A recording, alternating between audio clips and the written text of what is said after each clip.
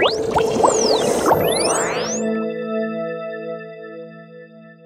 I'm Isaac Barchas. I'm the director of the Austin Technology Incubator at the University of Texas. I wanted to spend a few minutes talking with you about who we are and what we do. So let me start off with who we are. We are a division of the University of Texas at Austin. We are a subdivision of the IC Squared Institute at the University of Texas at Austin. We've been around for 20 years. We work with early stage technology companies, helping them to access capital and talent and plan their business strategies. Over the past 20 years, we've worked with about 200 early stage companies, helping them raise about $750 million in investor capital. So let me talk about what we do and the kind of companies we work with. The kind of companies we work with. This is a business life cycle chart with cash flow and time. Entrepreneur, she gets a great idea, she quits her job, she maxes out her credit cards, borrows money from mom and dad, takes out second mortgage, things start to turn around, gets some traction in the marketplace, and she goes off and buys her island. Probably gets some seed capital, maybe some institutional capital at some points along the way to accelerate growth. Typical profile for an ATI company. We take a minute about there. So usually 2 or 3 people, they're all in, they've quit their day jobs, they've put their own money into the business, they've borrowed money from people that they know.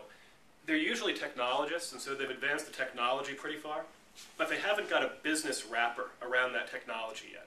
And what we do is we help them figure out what that business wrapper looks like and make them investable for seed and later stage funding.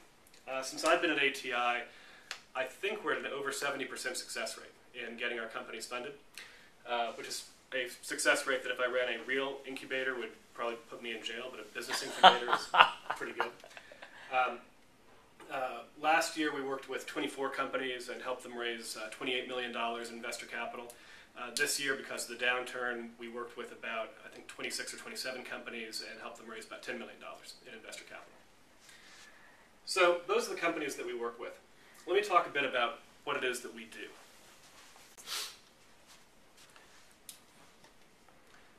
So one of the things that pisses me off is that people think that there's something magic that happens inside an incubator and you can hang up a shingle that says incubator and wonderful things will happen inside. There's nothing magical or mysterious about business incubation. What an incubator is a subsidy, plain and simple. And if you're subsidizing a business, there are only 2 inputs to business that you can subsidize. And those are capital and labor. Most business incubators subsidize capital, and they do it in the form of free or below market rent or access to specialized equipment or machinery at below cost. We don't do that.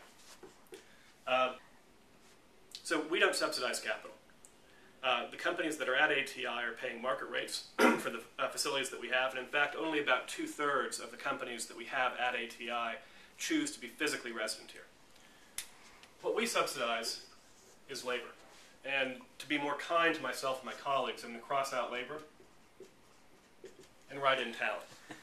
So the basic value proposition of ATI is that if you're an early stage company that comes here, we're going to surround you with talent that you couldn't afford to buy in the market at this stage of your company's development otherwise. And this talent has 3 flavors. The first is the professional staff, at ATI. We are not professional incubator managers, and we don't aspire to have a career as incubator managers. We're people who have been in other businesses, technology businesses, consulting, bioscience, investing, sales, before we came here. And we're here to work with these early stage companies because it's a gratifying thing to do at this stage of our lives. I think all of us intend to move on in a few years. The pitch that I give to people that I hire into ATI is if you stay at ATI less than 2 years, it kind of pisses me off. If you stay longer than 5 years, I hired the wrong person. So that's staff. Second is the University of Texas students and faculty. We are extremely fortunate to be part of the University of Texas because that gives us access to a tremendous pool of talent. Every year, 100 or 200 students work with ATI companies or pipeline companies, either supervised by the ATI staff or supervised by faculty members at the University of Texas as part of their coursework. That's great for the companies because it gives them access to free, smart labor. It's also great for the students because it gives them resume lines and course experience they couldn't get otherwise. And then third is the community. We're fortunate not just to be part of the University of Texas, but to be located here in Austin. Austin has a rich ecosystem of people who've been successful in technology entrepreneurship, either as technologists or entrepreneurs, professional service providers, or investors. These people are often looking for ways to stay engaged with the early stage community and to give back to that community, and also to look for their next gig or invest or make money. ATI provides them a locus to do that because we're a not-for-profit and we're part of the University of Texas. They feel comfortable working with ATI member companies knowing that we're not asking for their help to make ourselves rich. Okay. What else are we going to talk about? So one other question here. So what types of companies are you looking for? And talk a little bit about the different incubators you have here. Sure. So the ATI model, well, let me go back to the whiteboard because I love the whiteboard.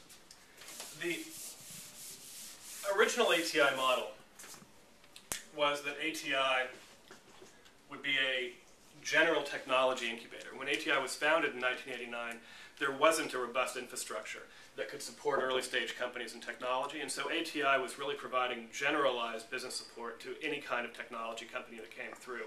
Austin being Austin, that was mostly Silicon Enterprise software, but there were also life sciences companies and other companies that ATI worked with. As time's moved on, Austin's evolved, and we now have a much more robust infrastructure to support early stage companies. And so the question for us is, in a market that has a lot of other tools that entrepreneurs can use to be successful, how can we differentiate ourselves and make sure that our value proposition stays strong in the community? The answer that we came up with was that we really have to have specialized domain expertise in key focus areas so that we could provide real value, real market knowledge, real technology knowledge to the entrepreneurs we're working with. So what ATI looks like now is we still have our generalized IT program to serve the Silicon and software communities in Austin, but we've added 3 sub-incubators, and those are wireless telecommunications, clean energy. We actually have the first clean energy incubator in the nation here at ATI, and most recently, biosciences. The people that we have working in these incubators have backgrounds that allow them to bring domain expertise to bear. So our wireless guy has a wireless background. We have 2 people in clean energy, one of whom is a serial investor, the other of whom is a national expert in clean energy policy and technology. Our bioscience program is run by a woman who has a PhD in neuroscience from UCSF and ran strategy for a life sciences med device startup in Silicon Valley.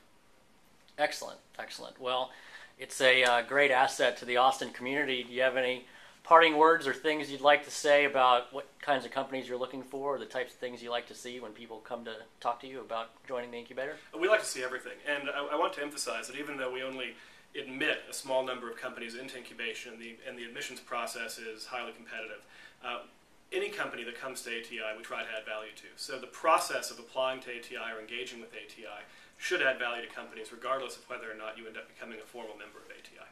Excellent. Well, thanks for your time, Isaac. We appreciate it.